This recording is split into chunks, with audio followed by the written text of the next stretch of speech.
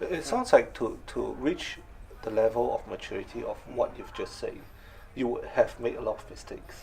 Oh yeah, oh yeah, yeah. Do you want to go into any example if you can remember any of them off the top But I of your won't be mind? able to. I mean, I made more mistakes. After some beer that we've Yeah. had. Oh yeah.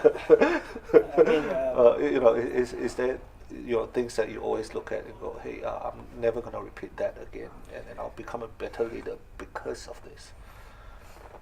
oh yeah. I think it's interesting.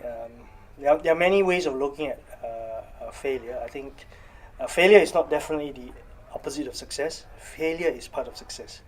I think if you're able to fail and fail forward, in other words, you learn from your mistake and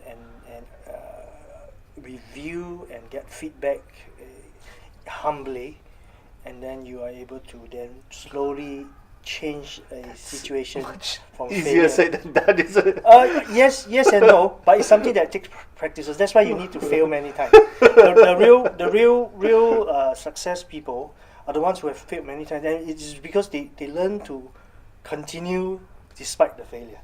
I think it's not easy. I think sometimes that's why the humility part comes in, because if your pride or your sense of self-worth gets the better of you, then that may hamper you from really trying again, because you're focusing on that aspect too much rather than trying to find a way to succeed in a failure.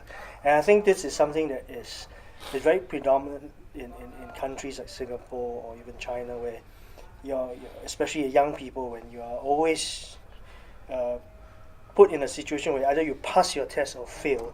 And when you pass, it's good, but when you fail, it's bad. And there's no in between. But the real world is that you learn through your failure. As I said, failure is part of success. It's not the opposite of success.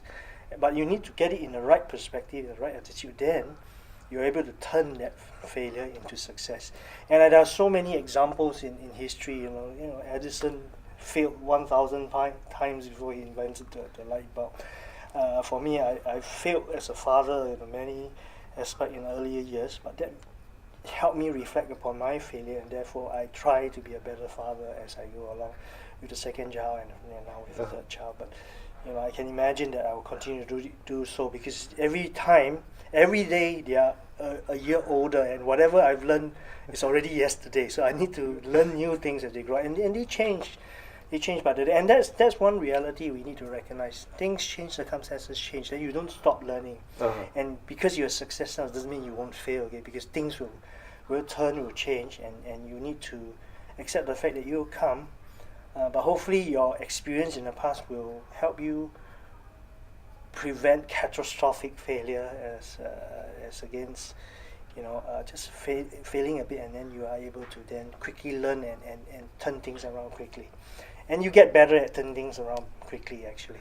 Yeah. Most of the time, as a corporate man, my job wasn't to make things successful. My team will make things successful. My job is to make sure the failures don't come, or if they come, I quite quickly recover it quickly. It's all about managing risk, and I think the more you are at doing that, the better and successful your organization will be. And as a boss, I think that the job was really very much to help my team to perform to their very best. And it's not about me anymore. I draw my success from them, their success, in a sense. Yeah.